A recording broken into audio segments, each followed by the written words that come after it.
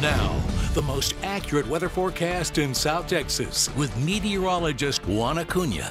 Well, a happy peak of the week to you. We're taking a live look at our 6th weather bug off in Kingsville with our Nissan Automotive weather bug out there. Temperatures into the middle to upper 60s.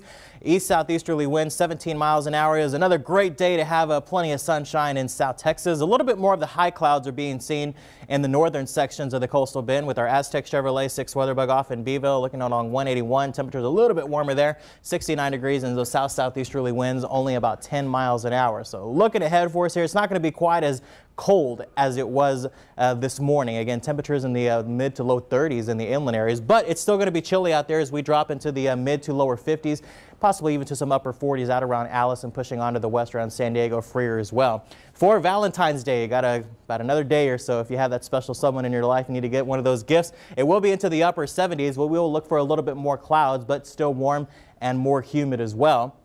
And going on into Friday and Saturday, we're just going to break through the 70s. We're going to go right into the 80s there. So it's going to be a couple of warm days to end out the weekend, going into the first part of the weekend as well. And then a front on Sunday. If those warm temperatures are not your thing, you want the cooler temperatures, that front on Sunday, that's going to bring another round of cooler temps and also the possibility for some more light shower activity as well, and definitely more cloud coverage as well.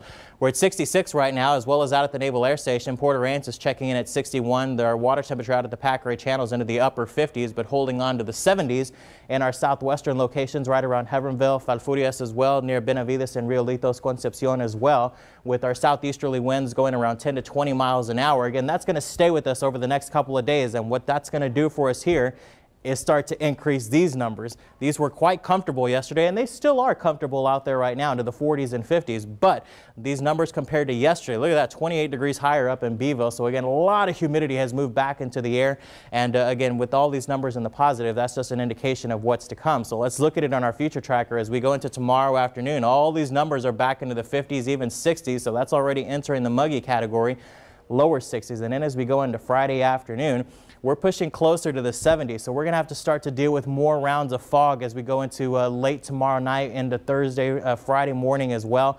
Late at night, early in the morning, that's when we'll start to see that fog begin to build up. So we have about one more night where we don't have to deal with that, although we could see a little bit of some patchy fog in the inland areas tonight.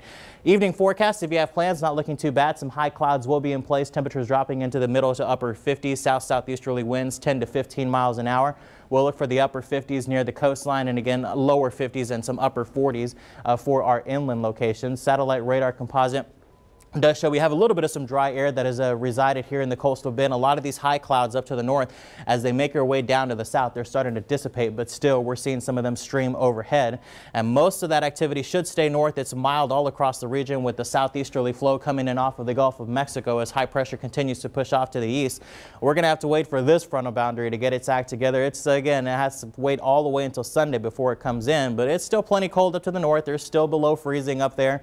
It's 66 in Amarillo, 57 in Dallas, and still looking at 20s up in the northeast and 50s and 60s off into the southeastern half of the United States. So let's go ahead and look at our future tracker as we go into tomorrow morning. Not looking bad for Valentine's Day. A couple of clouds courtesy of the humidity beginning to increase, and we'll look for warmer temperatures as well. And then on into Friday morning, there's that fog as we start off the day. Frontal boundaries get a little closer. We break into the 80s there, and then Saturday and going on into Sunday, that's going to be the warmest day with frontal boundaries up to the north.